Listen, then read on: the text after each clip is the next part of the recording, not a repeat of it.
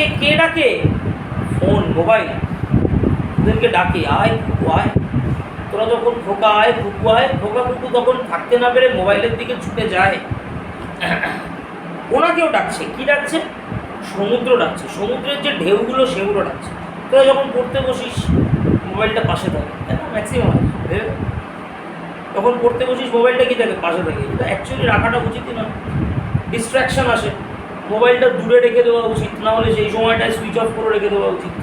পরে যখন অন করব তখন দেখতেই পাবো, নোটিফিকেশান আসবে, কারা কারা কারা কারা মিস কল করেছে, দাদা দিদি বন্ধু বান্ধব কারা মিস কল করেছে দেখতে পাবো। দেখার জন্য কে তখন দেখতে পাই, আমি কল করে নিলাম, হ্যাঁ দাদা বল, হ্যাঁ দিদি বল, হ্যাঁ বন্ধু বল, কল করে নিলাম।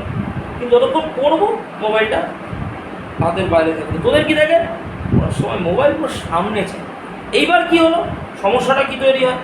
মোবাইল পড়ছি যাই হোক, নম করে 2-4টে লাইন পড়লাম, পড়ার পরে এবার দুটো চোখ গেল, মোবাইল ওই যে ডাকছে, কবিকে যেমন রানিং টাইম ডাকছে, ওয়াইল্ড কল এবং ক্লিয়ার কল এরকম টাইপ, অমনি মোবাইলের দিকে চোখ চলে গেল। এইবার মোবাইলটাকে নিয়ে কী করলাম? ঘাঁটতে শুরু করলাম। ভাবলাম 5 মিনিট ঘেটে নিই, রেখে দেবো। 10 মিনিট ঘেটে নিই, রেখে দেবো। ওই 10 মিনিটটাই কখন 60 মিনিট হয়ে গেল টের পাওয়া যায় না মোবাইল ঘাটতে। 5 মিনিটটাই কখন 50 মিনিট হয়ে গেল টের পাওয়া যায় না। ঘেটেই যাচ্ছি, পড়াশোনা শেষ, পড়াশোনা সাইড হয়ে গেল, এবার শুধু মোবাইল ঘাটলাম।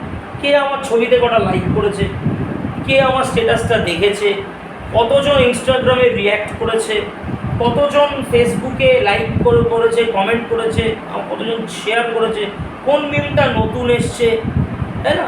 এই সব ঝটো হেনা তেনা দেখার চক্করে পড়াশোনাটা রাতারাতি চলান